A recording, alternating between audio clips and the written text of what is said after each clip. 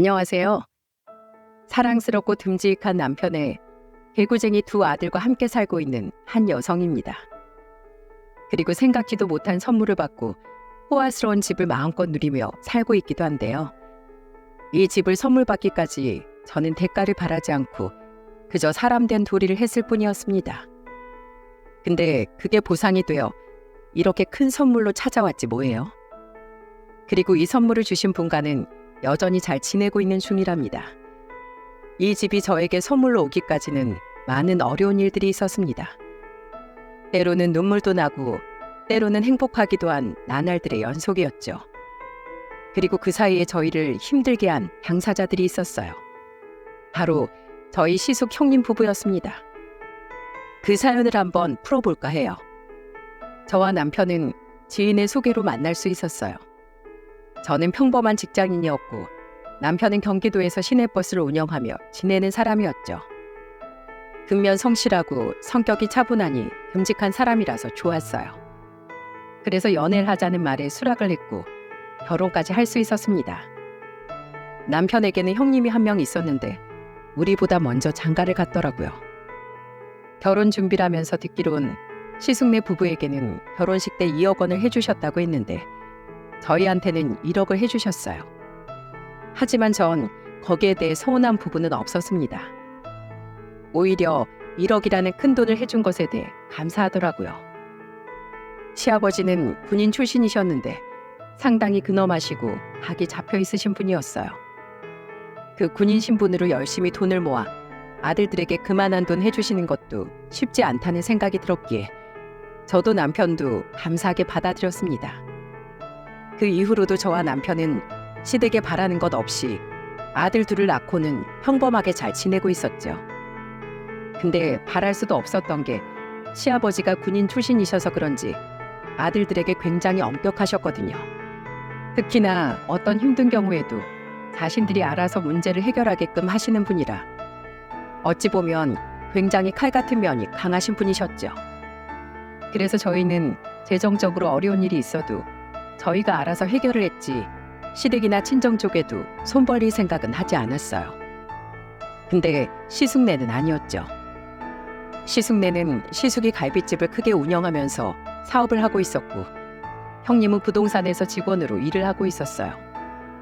근데 그냥저냥 잘 되었던 시숙네 가게가 갑자기 기울게 되면서 형편이 확 어려워지기 시작했어요. 근데 사실 남편이나 시부모님 말로는 시숙이 사업할 깜냥도 안 되고 갈비집도 맛이 그냥 그래서 그만큼 큰 규모의 가게를 할 필요가 없는데 시숙이 욕심을 좀 낸 것 같더라고요. 근데 억지로 꾸역꾸역 한 몇 년은 유지했던 것 같은데 결국엔 그 수준이 바닥이 나버린 상황이었던 거죠. 그전에도 몇 번씩 고비가 있었지만 시숙은 고집을 피워 개인 빚까지 져가면서 가게를 유지시켰고 결국에 이젠 그마저도 안 되니 너무나 감당이 안 되는 수준까지 가버린 거였어요. 그때부터 시숙은 시댁에 돈 얘기를 하기 시작했습니다. 아버지, 저 이번에 진짜 조금만 도와주시면 가게 살릴 자신 있어요. 그러니까 딱 7천만 원만 좀 도와주세요. 그것만 해주시면 저 아무것도 안 바랄게요. 솔직히 이 사업 시작할 때 아버지가 뭘 도와주셨어요? 초반 자금을 도와주시길 했어요. 아님 중간중간 고비 있을 때마다 한 번씩 푼돈이라도 쥐어줘 보셨어요? 자식이 이렇게까지 고군분투하는데 좀 도와주세요 제발. 안 돼. 내가 너 사업 그 정도로 해선 안 된다고 몇 번이나 얘기했냐. 그저 가게 규모만 늘리면 장사가 다 되는 줄 알아? 가게 규모 줄이더라도 맛을 내야지 맛을. 내가 먹어도 너네 고긴 잡내나고 퍽퍽해서 먹질 못하겠는데 생판 모르는 남이라고 먹을까? 제발 그 사업 타령 그만하고 번듯한 직장 다닐 생각을 하던지 아니면 가게 규모 줄이고 맛부터 내서 제대로 사업할 생각을 해. 손부터 벌릴 생각하지 말고. 아버지 진짜 너무하시네요. 자식이 안쓰럽지도 않으세요? 어쩌면 그렇게 나 몰라라 하세요. 나 몰라라. 뭐야? 이게 널 도와주는 일이니까 그러는 거야. 그리고 내가 네 일에 관심이 없어? 너네한테 해준 게 없다고 했냐 아까? 그럼 니네 결혼할 때 결혼자금으로 2억 준 건 뭔데? 대학교까지 번듯하게 잘 다닐 수 있게 해주고 결혼까지 내 돈 써가며 키워줬으면 그 다음부턴 네가 알아서 해야지. 언제까지 부모한테 손 벌릴래? 너도 이제 가장이야 이놈아. 제발 좀 철들어라. 시아버지는 항상 이렇게 완강하게 거부를 하셨고 시숙은 명절이나 가족 모임만 되면 돈 얘기를 꺼냈다가 늘 이렇게 퇴짜를 맞기 일쑤였어요. 하지만 포기를 모르는 시숙은 시아버지가 안 되니까 시어머니를 공략했고 마음이 약한 시어머니는 시아버지 몰래 시숙을 조금씩 도와주셨던 모양이더라고요. 가족들 전부 다 아무도 몰랐었는데 어떻게 알게 되었냐면 명절 때 온 식구가 모여 밥을 한참 먹고 쉬고 있었을 때였어요. 아버님은 안방에 들어가셔서 쉬고 계시고 저희 부부와 시숙네 부부 그리고 시어머니는 거실에 앉아 과일을 먹으면서 TV를 보고 있었는데 그때 시숙이 은근슬쩍 시어머니를 주방 쪽으로 모시고 가더군요. 순간 왜 저럴까 싶었지만 그때까지만 해도 시숙이 계속해서 시어머니에게 돈을 요구하는지 몰랐던 저희들은 대수롭지 않게 TV를 보고 있었습니다. 근데 시아버지가 자다 나오셔서는 점심 먹은 게 살짝 소화가 안 된다며 매실차를 찾으시더라고요. 본인이 직접 주방에 가서 타서 마시려는 듯 했는데 저는 제가 얼른 타드리려고 자리에서 일어났죠. 그래서 시아버지는 괜찮다고 하시면서 같이 주방까지 따라 나오셨는데 그때 주방 가까이에 간 저와 시아버지 귀에 믿지 못할 말이 들려왔습니다. 아니 이번엔 왜 또 지금까지 너한테 돈을 얼마나 해줬는데 벌써 5천만 원이다 5천만 원. 그 돈은 다 어쩌고 또 와서 이러는 거야? 이번엔 진짜 안 돼. 네 아버지 알면 큰일 나. 아이 엄마 진짜 이러게요? 진짜 마지막이에요 딱 마지막. 정말이니까 이번엔 1,000만 원만 좀 해주세요. 나 진짜 성공할 자신 있다니까. 우선 가게는 좀 살리고 봐야 하잖아요. 이번에 살리고 나면 나 지금 레시피도 다 연구하고 있어서 금방 가게 일으킬 수 있어요. 그러니까 제발 좀. 안 된대도 네 아버지 알면 나 진짜 혼나. 너 엄마 쫓겨나는 걸 보고 싶어서 그래? 안 돼. 시아버지와 저는 여기까지 듣곤 깜짝 놀랐어요.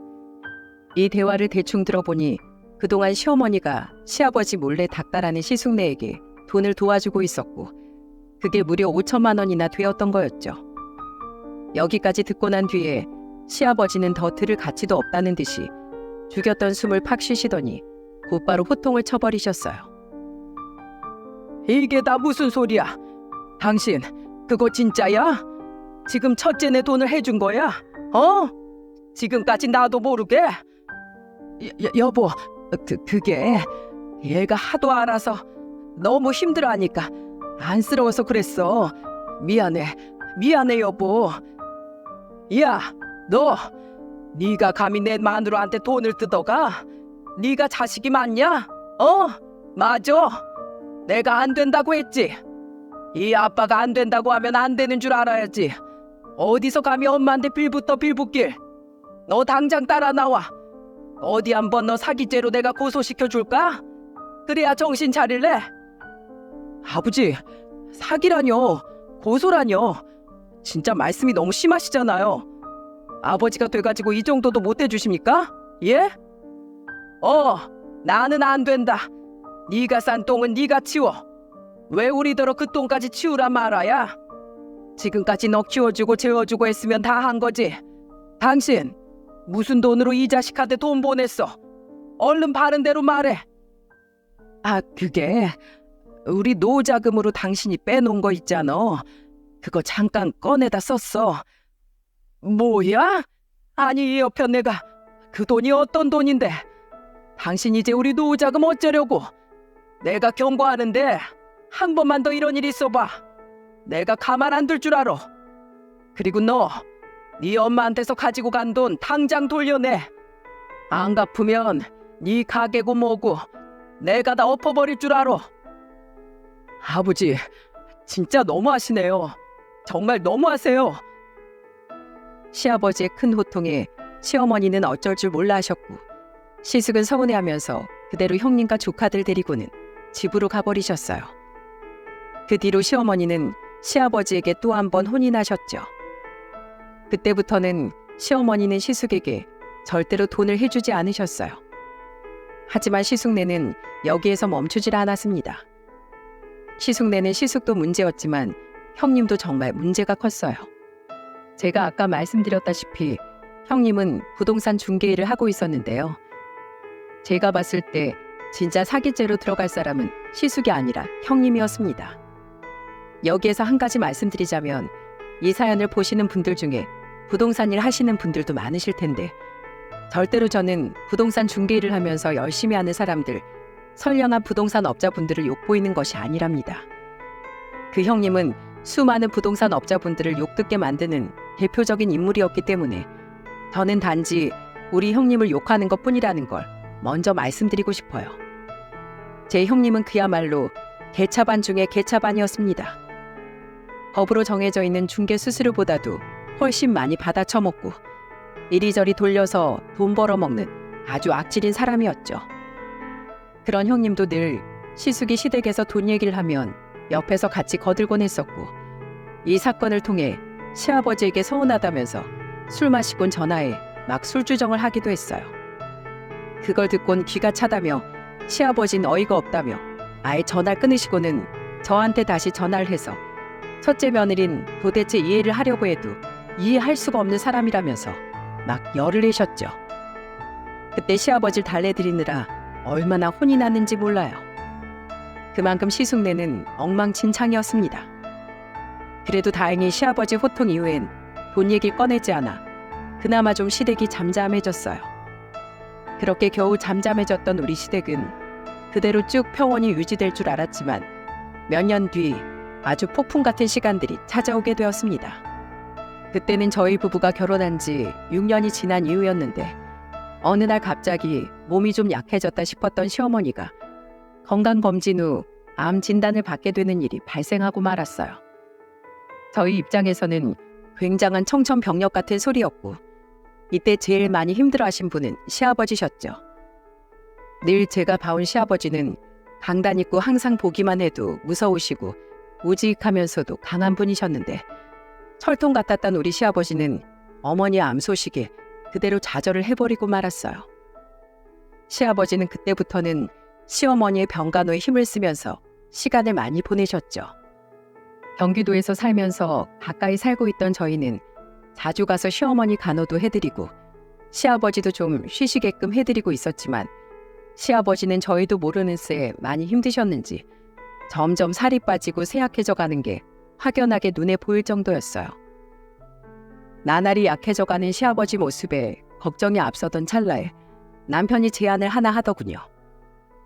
여보, 요즘 우리 엄마보다도 아버지가 많이 힘들어하시는 것 같아.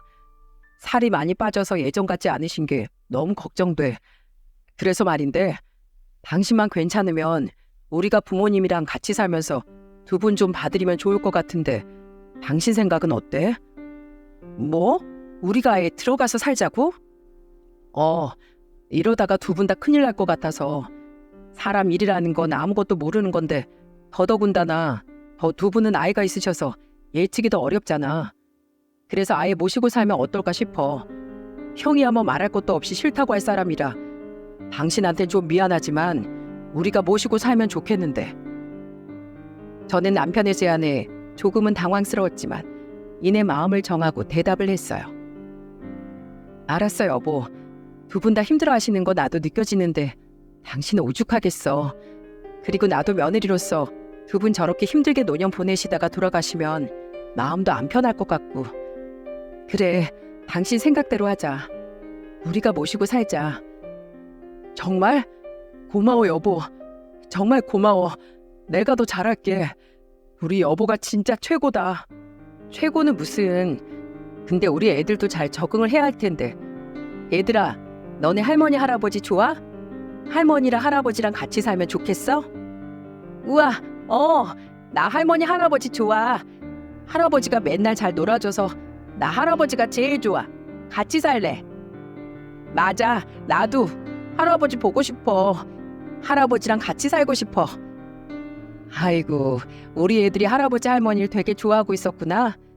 알았어. 우리 그럼 앞으로 할머니 할아버지랑 같이 살 텐데 너네 할머니 아프신 거 알지? 힘드시지 않게 귀찮게 하면 안 되고 잘해드려야 돼. 알았지? 네, 엄마. 이렇게 저희는 아이들의 동의까지도 다 얻으며 시부모님을 모시게 되었습니다. 집은 저희 집을 처분하고 시댁으로 들어갔어요. 다행히 시어머니는 저희와 지내면서 치료에도 제대로 매진을 하실 수 있었고, 다행히도 점점 병세가 호전되어 건강을 되찾아갈 수 있었죠. 시아버지는 몸이 너무나 많이 약해져 계셔서 시어머니를 돌보시는 일은 최대한 못하시도록 했어요. 대신 제가 시댁으로 들어가면서부턴 일을 그만두고 시어머니를 간호하는 일에만 집중을 했죠. 그래서 시어머니는 항상 저한테 미안해 하시면서도 많이 고마워하셨습니다. 둘째야, 네가 나 때문에 고생이 너무 많다. 이렇게까지 안 해도 되는데 어차피 나야 이제 다 늙어서 아파서 죽으나 늙어서 죽으나 별 차이도 없는데 네가 나 때문에 너무 큰 희생을 하는 것 같아서 마음이 많이 아프구나. 어머님, 별 말씀을 다 하세요. 어머님 위한 일인데 당연히 제가 해야 할 일을 하는 것뿐이에요. 절대 전 희생이라고 생각 안 해요. 그리고 그런 말이 어디 있어요. 당연히 건강하게 오래오래 살면서 손주들 보는 행복 누릴 생각을 하셔야죠. 앞으로는 그런 말씀 마세요. 아셨죠? 그래 고맙다. 시어머니는 항암 치료 받는 내내 머리도 다 빠지고 체력도 많이 떨어져서 많이 힘들어 하셨어서 나중엔 가발도 하나 사드렸어요. 그때 다 빠진 머리카락 때문에 늘 답답한 모자를 쓰시다가 가발을 쓰시니 얼굴에 생기가 도는 게 너무나 예쁘시더라고요. 게다가 시어머니와 시아버지까지 좋아하셔서 정말 다행이라는 생각이 들었어요. 특히나 시어머니가 가발을 쓰고서 그때만이라도 옛날처럼 건강한 모습처럼 보이니 시아버지가 누구보다도 좋아하시더라고요. 아이고, 우리 마누라 예쁘네. 너무 예뻐. 둘째야, 넌 어떻게 이런 생각을 다 했니? 정말 고맙다. 우리 마누라 꼭 연애하던 시절 보는 것 같이 예뻐. 우리 마누라 세상에서 제일 예쁘다. 눈시울까지 붉어지며 말씀하시는 시아버지를 보며 작은 선물이지만 가발 사드리길 정말 잘했다는 생각이 들었습니다. 그렇게 저희는 점점 이 생활에 적응하며 힘든 시기를 잘 넘어가고 있었어요. 하지만 이때에도 시숙과 형님은 여전히 돈돈거릴 뿐이었습니다. 어쩜 이 두 사람은 한결같은지 시어머니가 아파서 머리카락이 다 빠지는 그 힘든 항암 치료를 받는데도 병원을 한 번 모시고 가는 법이 없었고, 하다못해 시댁으로 한 번씩 와서 얼굴이라도 좀 보여야 하는데 그것조차도 하지 않았어요. 시어머니 생신 때도 어머니, 요즘 치료는 잘 받고 계시죠? 오늘 생신 너무 축하드려요. 근데 저희가 좀 바빠서 이번엔 들르는 건 좀 힘들겠네요. 대신 동서한테 맛있는 거 많이 해달라고 하세요. 라고 말하고는 아예 코빼기도 보이지 않았어요. 근데 이건 양반 중에서도 아주 양반격이었습니다. 시숙은 더하면 더했지 결코 덜하지 않았어요. 시숙은 시어머니 병원비나 치료비는 못 대줄 망정 시도 때도 없이 돈 필요할 때만 전화를 해서는 돈 얘기만 하기 일쑤였죠. 엄마, 한 500만 원 지금 있어? 있으면 나 좀 보내줘요. 이번엔 진짜 갚을게. 오랜만에 좀 도와주세요. 뭐야? 야, 넌 네 애미가 아픈데도 돈 얘기를 꺼내고 싶어? 네가 진짜 사람이 맞냐? 어? 너는 네 엄마 장례식장에 와서도 돈 얘기할 놈이야. 내가 아주 도둑놈을 키웠다. 도둑놈을 키웠어. 너 나한테 다시 한 번만 더 돈 얘기 때문에 전화하기만 해봐. 그땐 아들이고 뭐고 2년 다 끊어버릴 줄 알아. 시숙의 전화에 시어머니는 노발대발 화를 내며 전화를 끊어버린 적도 있었어요. 처음엔 측은지심으로 부모된 마음 때문에 아들이 힘든 모습을 보고 안쓰러워 몇 번 도와주셨지만 그게 다 부질없다는 걸 알고 나서는 시어머니는 일절 시숙을 도와주지 않으셨어요. 철없이 구는 시숙네를 보면서 시어머니가 이렇게 아프시고 시아버지도 점점 쇠약해져 가시는데 얼굴 한번 안 비추는 이 부부가 너무 미웠습니다. 그리고 시부모님을 위해서라도 제가 나서서 한마디 해야겠다는 생각이 들었죠. 그래서 아예 나를 잡고 큰 마음을 먹고서 아주 어렵게 명절에 한번 모였을 때 바로 말을 했죠. 형님, 왜 이렇게 오랜만에 오셨어요? 이렇게 오시니까 너무 좋네요. 어머님이랑 아버님이 아주버님이랑 형님 소식 많이 궁금해하세요. 매번 생신이나 명절 때만 잠깐 전화만 하시고 통 들리질 않으시니 여간 보고 싶은 게 아니신 것 같더라고요. 그래서 말인데 종종 좀 내려오고 그러세요. 어머님 아프시고 나선 두 분 다 거의 얼굴도 안 보이셨잖아요. 솔직히 그건 좀 너무한 게 아닌가 싶어요. 두 분 다 많이 바쁜 건 알겠지만 섭섭해하시는 두 분 생각해서라도 한 번씩 내려오세요, 형님. 저는 꽤나 큰 마음을 먹고 형님에게 이렇게 말을 했습니다. 어찌 보면 당돌하게 여겨질 수 있지만 그래도 할 말은 해야 할 것 같아 용기 내서 말을 건넸죠.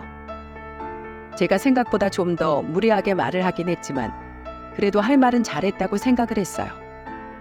근데 제 말에 화가 났는지 형님이 막 불같이 화를 내기 시작하더라고요. 뭐라고? 야, 너 지금 나 훈계하니? 어디서 감히 가르치려고 들어? 동서 너 진짜 웃긴다. 너 지금 나한테 명령하는 그 꼬락서니 보니까 벌써부터 싹수가 노랗게 보인다. 야, 나 먹고 살기도 바쁜데 내가 지금 누굴 챙겨? 직업도 없이 그냥 시간 많은 너나 챙기는 거지. 솔직히 말해봐. 동서, 시부모님 모시려고 일 그만둔 거 아니지? 잘린 거 아니야? 그래 놓고서 유세 떨려고 지금 그 쇼를 벌이고 있는 거 아니냐고. 진짜 웃기지도 않아서. 아니, 그리고 막말로 시어머니가 나한테 해준 게 뭐가 있는데? 뭐가 고맙고 뭐가 좋아서 내가 아픈 시어머니 병수발을 들어야 하냐 말이야. 남들은 시부모님이 집도 사주고 며느리한테 차도 사주고 하는데 이분들은 도대체 뭘 했니? 아무것도 해준 것도 없는 사람들한테 내가 왜 며느리 노릇을 해? 저는 이 말을 듣고 너무 화가 나서 이 개념 없는 사람을 어떻게 해야 하는 걸까 고민이 될 정도였습니다. 근데 그때 뒤에서 누군가가 엄청나게 화를 냈고 그건 다름 아닌 시아버지였어요. 시아버지는 아침부터 일찍 일어나셨다가 형님 부부를 맞이하시고는 피곤해서 잠시 주무시는 줄 알았는데 어느새 깨셨는지 저번 시어머니와 시숙사건 때처럼 이 대화 소리를 다 들으신 모양이더군요. 그리고는 형님의 무개념 발언에 마구 화를 내셨죠. 너 지금 말 다 했냐? 우리가 뭐 해준 게 없어? 그럼 지금까지 내 마누라한테 니네가 가지고 간 돈은 뭐냐 대체? 그 돈은 돈도 아니야? 내가 그거 분명 갚으라고 했는데 니네 1,000원짜리 한 장 내놓은 거 있어? 그리고 너네 결혼할 땐 어떻고?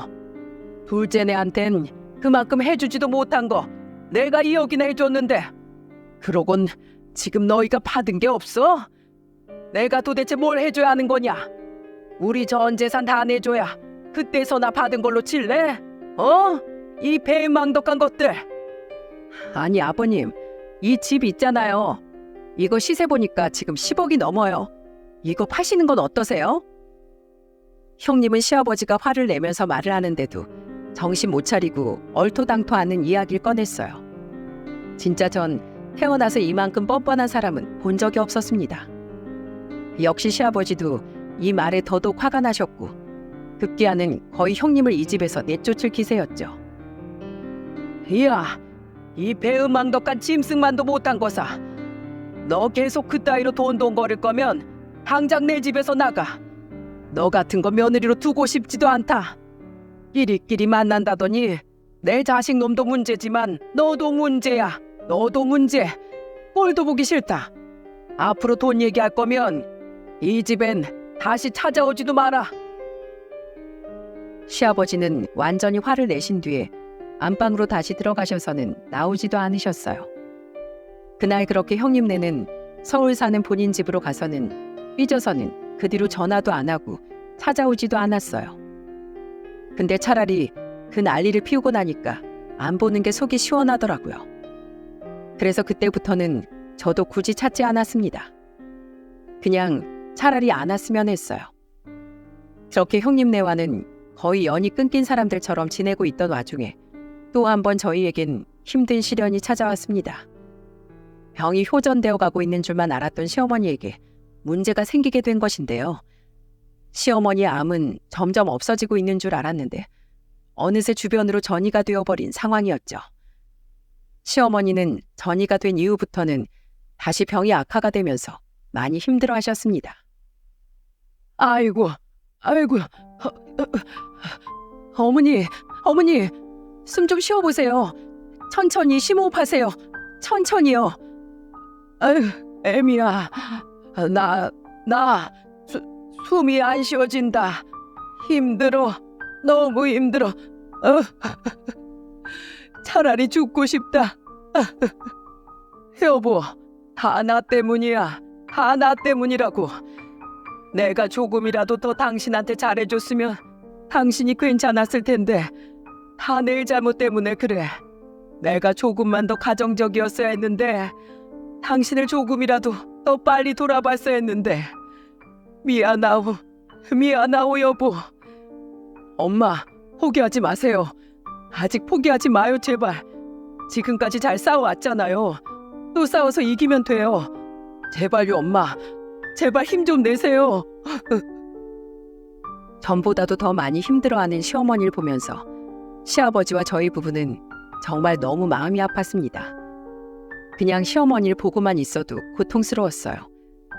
하지만 저희의 이 간절한 마음이 부족했는지 병원에서는 안타까운 최종 통보를 해오더라고요. 안타깝게 됐지만 김순희 환자는 며칠을 못 넘길 것 같습니다. 가족분들은 마음의 준비를 하셔야 할 것 같습니다. 가슴 아픈 통보를 하고는 사라지는 의사를 보내고 저희는 시어머니를 붙잡고 통곡을 했어요. 시아버지는 그대로 주저앉아 버리고 말았고 남편은 허탈했는지 병원 벽에 기대어 그대로 넋이 나가버리더라고요. 하지만 이내 제가 제일 먼저 정신을 차리고 곧바로 어딘가로 연락을 했어요. 형님, 어머님 지금 병원에서 통보를 해왔는데 어머님 오래 못 버티신다고 해요. 오늘 내일 한다고 하니까 그동안 못 보셨으니까 이 며칠만이라도 일 좀 잠깐 쉬시고 내려오셔서 어머님 곁 좀 지켜주세요. 저는 울면서 이야기를 했습니다. 정말 이번만큼은 제발 자식 노릇을 하길 바라는 마음에 간절하게 말을 했죠. 하지만 들려오는 소리는 역시나 저를 좌절시키는 말뿐이었습니다. 내가 왜? 아니 3일이 걸릴지 4일이 걸릴지 아니면 일주일이 걸릴지 모르는 거잖아. 만약 한 달까지 가면 내 생계는 다 내팽개치고 거기 있으라고? 그럼 동서가 내 월급 책임질래? 형님의 또 개념 없는 소리에 뻥찌려는 찰나에 그 전화 목소리가 밖에까지 들렸는지 옆에 있던 남편이 제 전화를 확 낚아채더니 곧바로 형님한테 따지더라고요. 형수, 진짜 해도 해도 너무하네요. 지금 부모보다 그깟 돈이 중요해요? 지금 우리 엄마가 언제 돌아가실지도 모른다는데 돈이 그렇게 중요하세요? 네? 진짜 해도 해도 너무하시네요. 됐습니다. 오지 마세요. 그냥 아예 다신 찾아오지도 마세요. 아시겠어요? 저는 지금까지 남편과 지내면서 남편이 그렇게까지 화를 내는 모습을 처음 봤어요.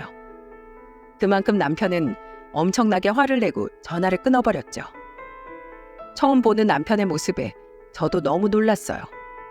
형님네도 놀랐는지 그날 바로 내려왔더라고요. 그들은 도착하자마자 눈물을 흘렸지만 어딘가 모르게 가식적이었습니다. 전혀 진짜로 슬퍼 보이지도 않았어요. 그렇게 이틀 정도 있다가 시어머니는 돌아가셨어요.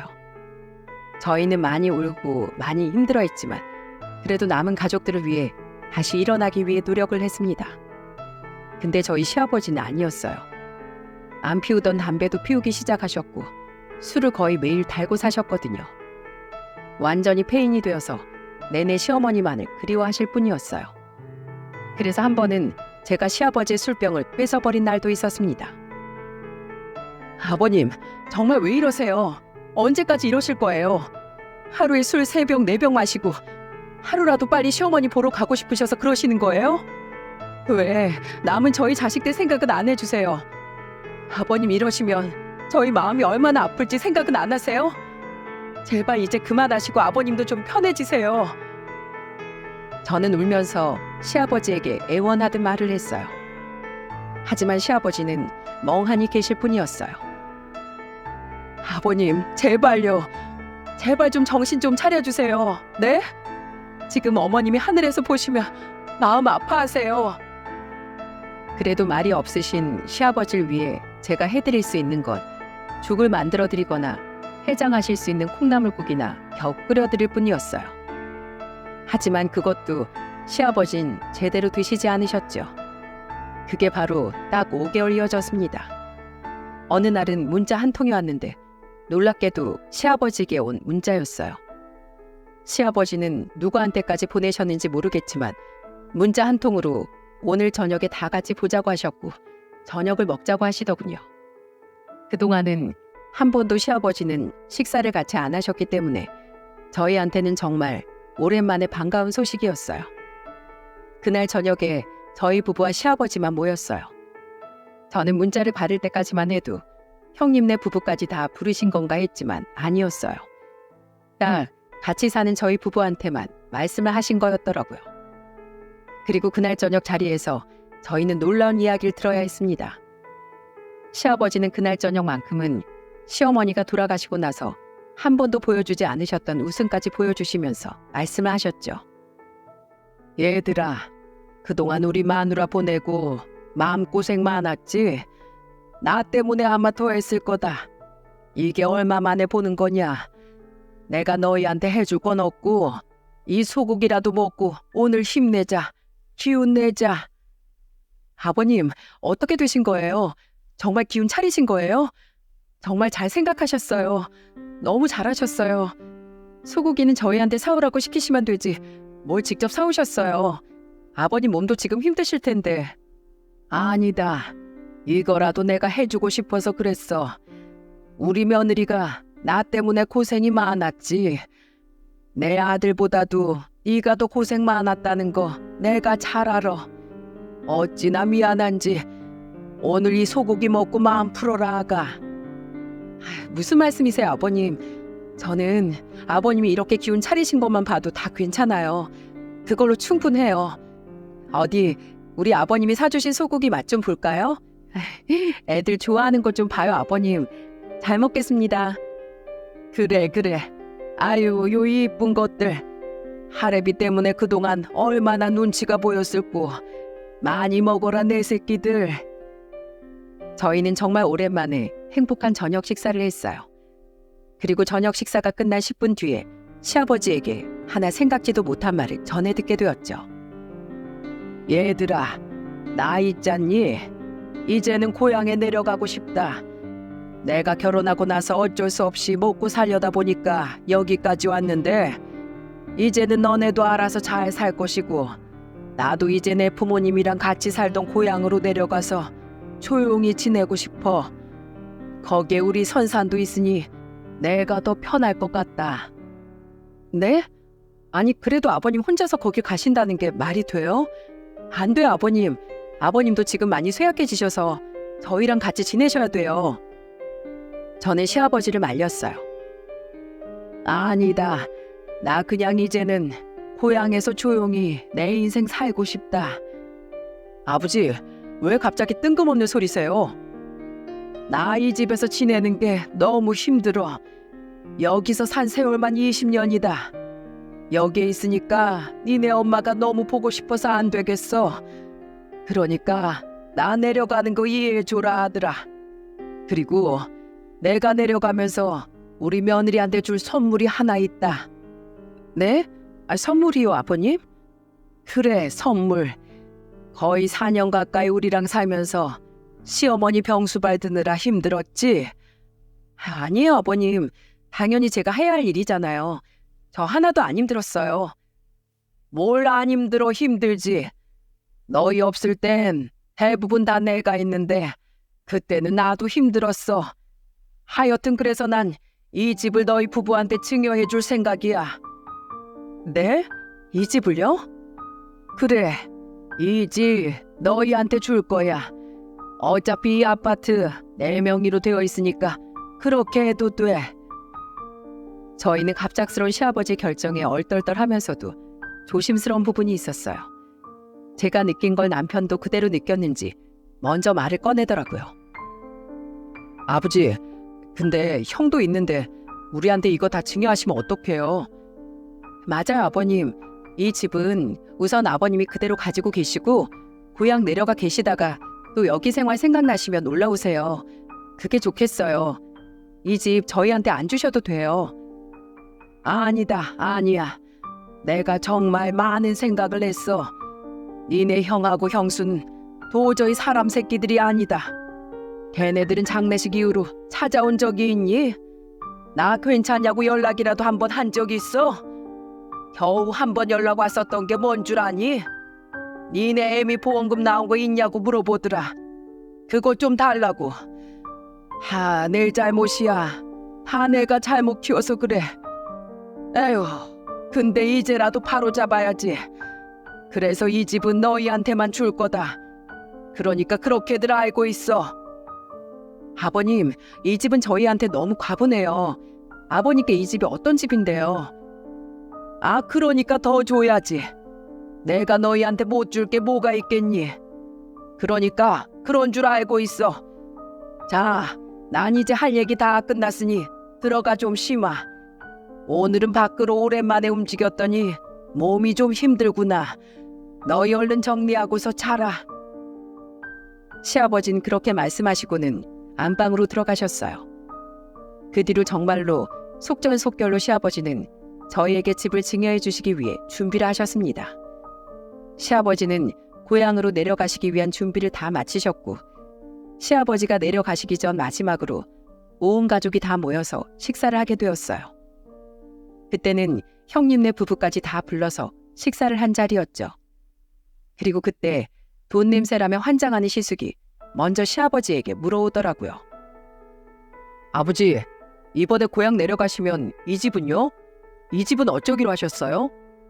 어쩌긴 뭘 어쩌냐. 이 집은 둘째네한테 이미 증여 다 해놨다. 다 알아서 처리해놨으니까 관심도 갖지 마.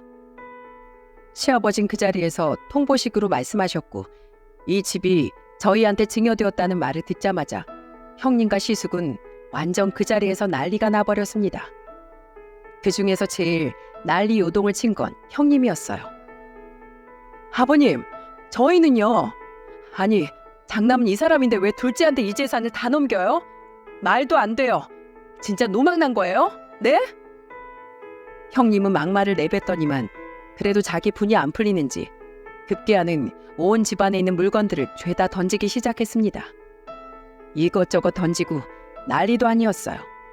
리모컨에 소파 테이블에 있던 물건에 거실에 있는 온갖 잡동사니들을 다 던지기 시작했죠. 그 모습을 보고 깜짝 놀란 저희는 바로 형님을 말렸지만 소용이 없었어요. 어떻게 우리한테 이래요? 어떻게? 진짜 이럴 순 없어요. 형님, 그만하세요 정말. 어떻게 끝까지 이러세요? 아버님도 계신 앞에서 이게 무슨 행패예요? 깡패도 아니고 진짜. 그러게 평소에 좀 잘하지 그러셨어요. 맨날 돈돈거리면서 돈 빼먹을 생각만 했지. 어디 형님이나 아주버님이나 시부모님께 자식 노릇 해본 적 있으세요? 어쩜 그렇게 양심이 없으세요? 야, 너 말 다 했어? 야, 이 도둑년아. 참, 기가 막혀서. 네가 이제 돈 받았다 이거지? 그래서 눈에 뵈는 게 없지? 잔말 말고 재산도 서열대로 받는 거야. 어디서 감히 둘째 주제에 들이대길? 당장 내놔. 내가 다 양보해서 딱 절반 받을 테니까 당장 내놓으라고. 뭐라고요? 아니 이걸 어떻게 내놓으라 소리예요? 평소에 사람답게 살았음 사람 대접 자식 대접 받았겠죠. 그딴 건 하나도 안 했으면서 어디에서 지금 적반하장 짓이에요? 뭐야? 야, 너 입 달리면 다 말이야? 어? 한 번만 더 말해. 아주 그냥 그 주둥이 다 뽑아버리라니까. 나이는 어려도 제가 형님보다 생각하는 건 깊어요. 저의 발악하듯 하는 말에 형님은 완전히 열이 받아서는 그대로 제 뺨을 때렸어요. 어찌나 세게 때렸는지 저는 그대로 바닥으로 나가 떨어졌죠. 모든 것을 말릴 틈도 없이 그대로 지켜본 시아버지는 거기에서 정신이 번뜩 차려졌는지 그제서야 화를 내셨어요. 어디서 감히 손찌검을 해? 너 당장 이리 와. 시아버지 화를 내시면서 저를 때린 형님의 머리끄댕이를 잡아 끌고는 그대로 바닥으로 내팽개쳐 버렸어요. 저는 그대로 나가 떨어지는 형님을 보면서 시아버지에게서 나온 괴력에 감탄을 할 뿐이었습니다. 이 고의한 것들, 이 돈 먹는 존벌레 같은 놈들아. 너넨 진짜 사람 놈이 아니다. 사람 놈이 아니야. 니네가 이러니까 한 푼도 안 준 거야. 내가 이러니까 너네가 싫은 거야. 너네가 끔찍한 거라고. 니네 시엠이 죽기 전까지 안부전을 한 번 한 적이 있냐? 아니면 찾아와서 얼굴이라도 한번 비추기랬냐? 근데 둘째는 아니었어. 오히려 자진해서 우리 집 들어와서 살겠다고 하면서 그 힘든 병수발을 혼자 다 하더라. 혼자 다 해. 그런데 내가 그런 며느리한테 이 정도도 못 해주냐? 우리 둘째 아들 놈한테 이것 하나 못 주게 생겼어? 나는 이것보다도 더한 것도 해줄 수 있어. 얘네들은 그러면서도 나한테 손 한 번 안 벌린 애들이야. 이 집 준다고 했을 때도 겨우 내가 얘기해서 받았을 정도라고. 어디서 감히 그런 내 며느리한테 손찌검을 해? 아버님, 진짜 편애가 너무 심하시잖아요. 아무리 그래도 그렇지 저희도 지금 힘들게 살잖아요. 그러게, 누가 사업하고 사고 치라고 했어? 왜 분에 넘치는 욕심을 부려선 이 사단을 만들어? 내 마음은 변함없다. 너네한테 줄 거 한 푼도 없으니까 당장 썩 꺼져. 아버님의 완강한 태도에 작전을 바꿨는지 형님은 그 자리에서 다리를 쭉 뻗고는 떼쓰는 애들처럼 발을 동동거리며 조르기 시작했어요. 아버님, 제발요. 제발요. 진짜 딱 절반만 주세요. 네? 저희도 정말 그 돈이 너무너무 필요하단 말이에요. 철없는 애처럼 질질 짜면서 졸라대는 형님의 모습을 보면서 시아버지는 무언가 조치를 취해야겠다는 생각을 하신 것 같았습니다. 야, 당장 꺼져. 나 이제 더 이상 너희는 보고 싶지도 않다. 더는 상종도 하고 싶지 않어. 그러니까 당장 내 집에서 나가. 나가서 다신 여기 찾아오지도 마. 내가 고향 내려가더라도 너흰 절대로 연락하지도 말고 오지도 마. 지금 안 나가면 경찰에 신고해버릴 테니까 그렇게 알아. 당장 일어나서 썩 꺼져버려. 시아버지는 거의 포효하듯이 말씀하셨고 그 기에 눌려서 형님과 시숙은 그대로 출행낭을 쳐버리고 말았습니다. 시아버지는 지금까지 참았던 서운한 감정들이 이날 다 터져버린 듯 했어요.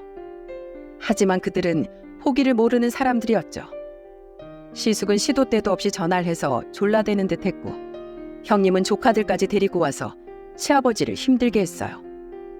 하지만 그때도 시아버지는 완강하게 거절을 하셨죠. 한 번 결정을 하시면 완고하게 그 고집대로 하시는 분이었기에 그 둘의 어떤 노력으로도 시아버지의 마음을 돌릴 수는 없었습니다. 결국 시아버진 저희한테 아파트를 그대로 내어주신 다음에 고향으로 내려가셨어요. 시아버지가 내려가시고 나서도 형님네 부부는 끈질겼습니다. 계속해서 저와 남편에게 찾아와 졸라대는데 정말 사람이 미치는 줄 알았네요. 동서, 내가 전에 뺨 때린 거 정말 너무 미안해. 내가 진짜 어머님 살아생전에 잘못했던 거 인정해. 근데 나도 정말 사는 게 바빠서 그랬어. 내 남편이란 놈은 사업을 접자고 해도 저 모양인데 내가 무슨 수가 있었겠어. 자, 내 뺨 10대도 더 때려도 돼. 아니 그 이상 때려도 되니까 제발 마음 풀릴 때까지 나 때리고 우리 딱 1억만 줘. 정말 딱 1억만 해줘라 동서. 저는 끝까지 황당하게 나오는 형님에게 한마디 했습니다. 형님, 지금 이 아파트 저희한테 증여됐지만 저희는 아버님 살아계신 동안에는 이 아파트에 손댈 생각 일절 없어요. 아무리 우리 명의로 되어 있다고 해도 이거 저희 거라고 생각 안 한다고요. 그러니까 10원짜리 하나 바라지 마세요. 그리고 정말로 형님이 후회하시고 바뀌셨으면 저한테 와서 싹싹 빌 게 아니라 아버님께 보여주세요. 그 모습 보고 아버님 마음이 돌이켜져서 이 아파트에 대한 값 얼마는 형님네한테 나눠주시라고 하시면 그때 드릴게요. 그 전까진 어림도 없으니까 다신 이런 일로 찾아오지 마세요. 제가 이렇게 말을 하니까 그제서야 형님은 어떤 방법으로도 안 된다는 걸 알고는 기가 죽어 돌아갔습니다.